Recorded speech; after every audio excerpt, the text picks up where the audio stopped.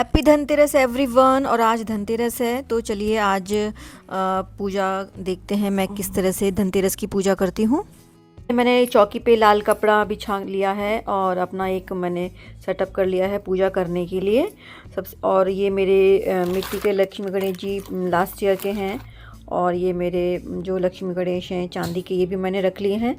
और मेरे पास धनतेरस पे और धन्वंतरी भगवान और कुबेर भगवान की कोई वो नहीं है उनका मूर्ति या कैलेंडर। तो ऐसे में आप 2 सुपारी ले लीजिए और उस पे मोली बांध के आप जो है धन्वंतरी भगवान और कुबेर भगवान की आप विग्रह बना सकते हैं और उनको पान के पत्ते का आसन देकर अपने पूजा स्थान पर रखिए। और लक्ष्मी जी को धनिया बहुत प्रिय है तो आप पूजा में रखें धनिया साबुत। और आप सबसे पहले हम वस्त्र के रूप में मोली अर्पित करेंगे सबको, भगवान को, धन्वंतरी भगवान को, कुबेर भगवान को मोली चढ़ाएंगे। और जल का लोटा मैंने छोटा सा रख दिया है।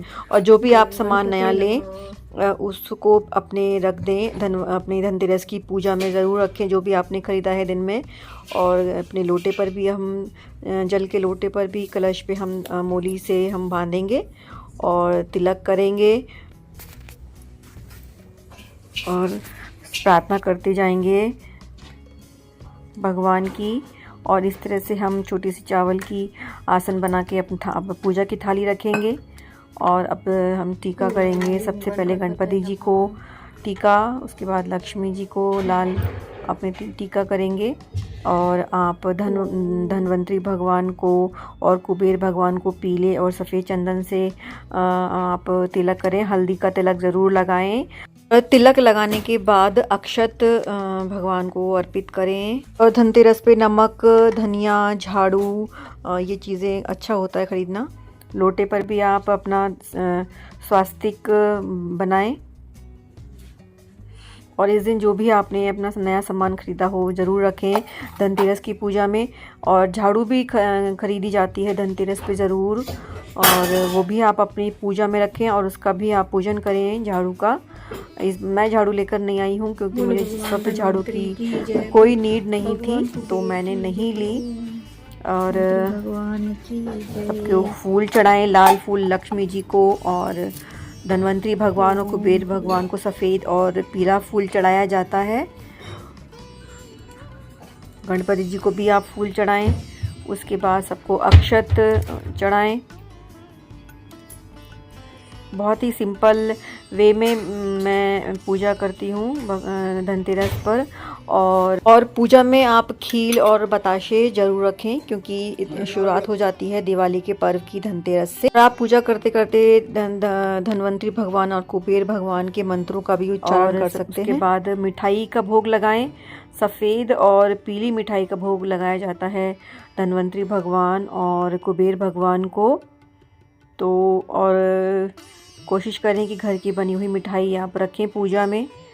और ये कुछ मेरे पास कुछ औषधि जैसे अपना जो भी घर में आपके मौजूद हो, कड़ी पत्ता, हल्दी की गांठ, कच्ची हल्दी और आंवला, कुछ भी आप रख सकते हैं। जो भी आपके पास अवेलेबल हो वो आप रख लें पूजा में, बहुत अच्छा होता है। धनतेरस पे धन्वंतरी भगवान जो स्वास्थ्य के देवता माने जाते हैं उनको चढ़ाए जाते हैं। औषधीय गुणों वाली सब सब्जियां रखें पूजा में, अच्छा होता है बहुत। और उसके बाद और कार्तिक मास में ये 5 दिन तो खासकर विशेष महत्व होता है दीपदान का। पूरे घर को दीपकों से जगमग कर दें। सब अपने घर में सबके लिए सेहत और स्वास्थ्य मांगें, धन्वंतरी भगवान से और कुबेर भगवान से प्रार्थना करें। और उसके बाद आप नीचे फर्श पर अपना धरती पर स्वास्तिक का अपना चिन्ह बनाएं। स्वास्तिक के चिन्ह बनाने के बाद उसके ऊपर अपने दीपकों की थाली रखें। और अब हम दीपक में तेल भर के उनको रेडी करेंगे। और एक घी का दीपक ज़रूर जलाएं, सबसे पहले घी का दीपक जलाएं। और अब हम कथा करेंगे। कथा से पहले मैं संकष्टनाशन गणेश स्तोत्रम का पाठ करूंगी। ये मुझे याद है और मैं करती ही हूँ। अपनी कोई भी पूजा मैं जब भी करती हूँ सबसे पहले मैं स्तोत्रम का पाठ करती हूँ। गणपतये नमः। ओम गणपतये नमः। बोलो संकट नाशक गणेश स्तोत्रम प्रणम शीर्षम देवम गौरीपुत्रम विनायकम भक्तवासम स्मृति आयुष कुमार सिद्धये प्रथमं वक्रतुंडम जयग्रंथम द्वितीयकम तृतीयम कृष्णपिंगाशम गजवक्त्रम चतुर्थकम लंबोदरम पंचमम च षष्ठम विकटमेव च सप्तमं विघ्नराजं च धूम्रवर्णं तथाष्टमं नवमं भालचंद्रम दशमं तु विनायकम एकादशं गणपतिं द्वादशं तु गजाननं द्वादशतानि नामानि त्रिसन्ध्या पठे नर न च विघ्नभयं तस्य सर्वसिद्धिकरं परं विद्यार्थी लभते विद्यां धनार्थी लभते धनं पुत्रार्थी लभते पुत्रान् मोक्षार्थी लभते गतिं जपेत गणपति स्तोत्रम षड्भीमार से फलं लभेत संवत्सरं गणपति स्तोत्रम षड्भीमार से फलं लभेत संवत्सरं सिद्धिं च लभेत नात्र संशयष्टभु ब्राह्मणे च लिखित्वा समर्पेत तस्य विद्या भवेत सर्वा गणेशस्य प्रसादतः इति श्री संकष्ट नाशन गणेश स्तोत्रम संपूर्णम। बोलो श्री गणपति भगवान जी की जय। बोलो महालक्ष्मी माता की जय। बोलो धन्वंतरी भगवान की जय। कुबेर भगवान की जय। ओम कुबेराय नमः। ओम भगवान। कथा। एक बार भगवान विष्णु लक्ष्मी जी सहित पृथ्वी पर घूमने आए। कुछ देर बाद भगवान लक्ष्मी जी से बोले, मैं दक्षिण दिशा की ओर जा रहा हूँ, तुम वहीं ठहरो। परंतु लक्ष्मी जी विष्णु जी के पीछे चल दी। कुछ देर चलने पर ईख का खेत मिला, गन्ने का खेत मिला। लक्ष्मी जी एक गन्ना तोड़कर चूसने लगी। भगवान लौटे तो उन्होंने लक्ष्मी जी को गन्ना चूसते हुए पाया। इस पर क्रोधित होकर उन्होंने श्राप दे दिया कि तुम जिस किसान का यह खेत है उसके यहाँ पर 12 वर्ष तक उसकी सेवा करोगी। विष्णु भगवान क्षीर सागर लौट गया तथा लक्ष्मी जी किसान के यहाँ रहकर उसे धन धान्य से पूर्ण कर दिया। 12 वर्ष पश्चात लक्ष्मी जी भगवान विष्णु के पास जाने के लिए तैयार हो गई, परंतु किसान ने उन्हें जाने नहीं दिया। भगवान लक्ष्मी जी को बुलाने गए, परंतु किसान ने उन्हें रोक लिया। तब विष्णु भगवान बोले, तुम परिवार सहित गंगा स्नान करने जाओ और इन कौड़ियों को भी गंगाजल में छोड़ आना, तब तक मैं यहीं रहूंगा। किसान ने ऐसा ही किया। गंगा जी में कौड़ियां डालते हुए 4 चतुर्भुज निकले और कौड़ियां चलने को उद्यत हुए। ऐसा आश्चर्य देखकर किसान ने गंगा जी से पूछा, ये 4 हाथ किसके हैं? गंगा जी ने किसान को बताया कि ये चारों हाथ मेरे ही थे। तुमने जो मुझे कौड़ियां भेंट की हैं वे तुम्हें किसान ने तो वे तुम्हें किसने दी हैं? किसान बोला, मेरे घर में एक स्त्री पुरुष आए हैं, वे लक्ष्मी जी और विष्णु भगवान हैं। तुम लक्ष्मी जी को मत जाने देना, नहीं तो पुनः निर्धन हो जाओगे। किसान ने घर लौटने पर लक्ष्मी जी को नहीं जाने दिया। तब भगवान ने किसान को समझाया कि मेरे श्राप के कारण लक्ष्मी जी तुम्हारे यहाँ 12 वर्ष से तुम्हारी सेवा कर रही हैं। फिर लक्ष्मी जी चंचल हैं, इन्हें बड़े बड़े नहीं रोक सके, तुम हट मत करो। फिर लक्ष्मी जी बोली, हे किसान, यदि तुम मुझे रोकना चाहते हो तो कल धनतेरस है, तुम अपना घर स्वच्छ रखना, रात्रि में घी का दीपक जलाकर रखना। मैं तुम्हारे घर आऊंगी, तुम उस वक्त मेरी पूजा करना, परंतु मैं अदृश्य रहूंगी। किसान ने लक्ष्मी जी की बात मान ली और लक्ष्मी जी द्वारा बताई विधि से पूजा की। उसका घर धन धान्य से भर गया। इस प्रकार किसान प्रतिवर्ष लक्ष्मी जी की पूजा करने लगा तथा अन्य लोग भी उनका पूजन करने लगे। एक बार यमदूतों ने यमराज को बताया कि महाराज, अकाल मृत्यु से हमारे मन भी पसीज जाते हैं। यमराज ने द्रवित होकर कहा, क्या किया जाए? विधि के विधान की मर्यादा हेतु हमें ऐसा अप्रिय कार्य करना पड़ता है। यमराज ने अकाल मृत्यु से बचने का उपाय बताते हुए कहा, धनतेरस के पूजन एवं दीपदान को विधि पूर्वक अर्पण करने से अकाल मृत्यु से छुटकारा मिल सकता है। जहाँ जहाँ जिस घर में यह पूजन होता है वहाँ काल मृत्यु का भय नहीं रहता है। इसी घटना से धनतेरस के दिन धन्वंतरी पूजन सहित यमराज को दीपदान की प्रथा का प्रचलन हुआ। और इस तरह से हमारी पूजा भी तो संपूर्ण हुई। तो अब हम जलाएंगे, अब हम अपने दीपक जलाएंगे। दीपक हमने पहले ही अपना तेल भर के और बत्ती लगा के रेडी कर लिए थे। और इन दीपकों की सबसे पहले रोली और आप अक्षत और खील और फूलों की थोड़ी सी पंखुड़ियों से पूजा करें दीपकों की जलाने से पहले।